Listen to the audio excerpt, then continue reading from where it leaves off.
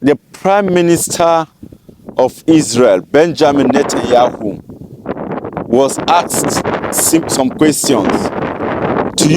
Question number one, do you think by killing the Iranian leaders will lead to regime change? Question number one, by killing the Iranian leaders, will it lead to regime change? Number two, can you fight this fight alone without US? He answered number one. The number one question, what did he say? He said, currently they don't know who is the leader in Iran. You'll be hearing the name that Ayatollah Khamenei's son has taken over. But in reality, you have never seen him. You only heard a voice message. And if you see Israel talking like that, they have people on ground, the Masop. Definitely there will be Masop now in Iran. So Masop must have been checking and they have seen that there's no any sign and with their gadget. So that's why I said that currently there is no leader in Iran. That's why today the Minister of Foreign Affairs will say something. Next time the President will say something, and that's why I see things kept on changing. In the time of fighting with America, he said Israel is not the superpower. America is a superpower, while Israel is the ally, is the model ally of America. So they work with America, they work for America, not America working for Israel. Israel is working for America. Israel assists America in giving intelligence and other things. So just wait and hear the interview. The questions, it's a question section that Benjamin NETANYAHU will ask, and he answered it. Listen to the questions. Please subscribe to our channel. We always bring you the best. This channel is a channel that will always have the best. Subscribe to our channel, share our videos, and stay tuned. Enjoy the video. Mr. Prime Minister, Jeremy Diamond, CNN. Nice to see you. You've assassinated Iran's supreme leader and dozens of other senior Iranian officials. The result of that so far has been the appointment of a new supreme leader considered to be even more hardline than his father. The Iranian regime is not showing any signs of collapse as of now. So I wonder, what do you say to those who say that killing those individuals is in fact empowering the hardliners in Iran? And are you confident that your strategy will still lead to regime change? And then secondly, if I may, you've also indicated today that you made a commitment to President Trump not to strike these oil and gas facilities in the future. Should President Trump come to you one day and say oil prices are too high, it's time to end this war, will you listen to him? And do you need the United States in order to continue this campaign alone? Was that a single question? Jeremy really hogged it, but I'll answer your questions. I'm not sure who's running Iran right now. Mujtaba, the replacement Ayatollah, has not shown his face. Have you seen him? We haven't. And we can't vouch exactly what is happening there. There is a cloud here that's not clear. What we see is that there's a lot of tensions inside the people who are edging for the top.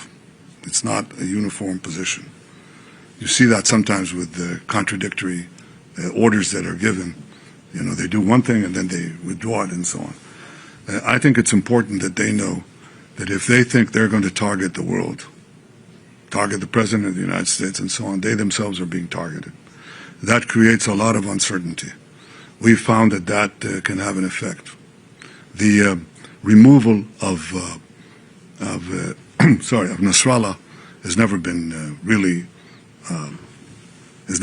been replaced, because some people are not replaceable. I think the authority and the hold that Khamenei has had is not going to be translated to anyone, not to Mujtaba if he's there, and not to anyone else. But I think this is part of the effort to crack the regime. It's not going to happen in one day. We're 20 days into this war. Yes, we're seeing cracks. We're seeing cracks, and we're trying to propagate them as fast as we can. Not only in the top command, we're seeing cracks in the field. You know, it's sort of like a hollowed out, rotten piece of wood that's holding on the outside, but there's a lot of rot inside. We're seeing some defections. We're seeing fear and trepidation in the IRGC units that are manning the ballistic missiles. You know why? Because they're afraid to die. They're not all suicidal. In fact, most of them are not. So we're seeing cracks, but we're going to hit them again and again. The minimum thing we want to do is, again, erase the industrial capacity that they had to produce these weapons. They'll have to build it from a start, and that's very hard. It's very hard to do underground, too. So they're not going to be able to just take the pieces and move them below the earth. It's going to be a lot harder for them. But ideally, if it cracks enough, and with some other things that I won't get into, yes, the regime could change. Is it guaranteed? No. And is it up to the Iranian people in the final accounting to make use of the conditions that we're doing in weakening this regime? We'll see. I cannot tell you.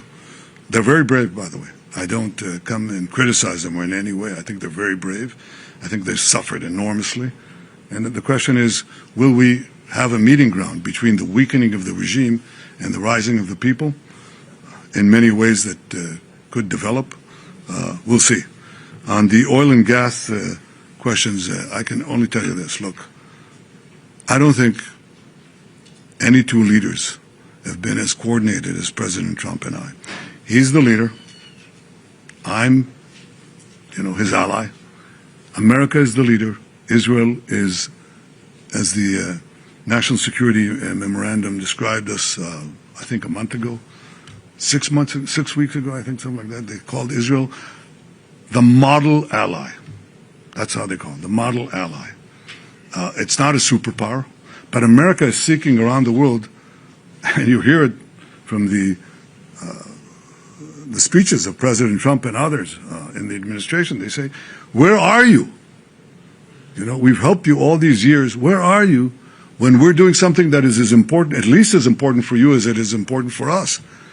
And yet one country is there, and against all the vilifications that are leveled at Israel, Israel is sponging off America and all that. No, it's not. It's not. Israel is a brave country, a resolute country with an incredible army, incredible soldiers, incredible courage, and we're fighting alongside the United States when the chips are down. We're fighting with the United States. We're fighting for a common goal. So I can tell you that that's the most important coordination. But in practice, President Trump and I speak regularly. We discuss things. Our staffs discuss things. Our militaries are in close coordination as never before. But ultimately, President Trump makes his own decisions. And do I respect them? Yes, I do. The question is whether you would or could continue the war without... Just one question, Jeremy. Thank you. Could you without the United States? Without the refueling capabilities, for example? We're going to close. Thank you so much. Thank you, Mr. Prime Minister. You Thank exhausted you, your everyone, questions. for your questions today.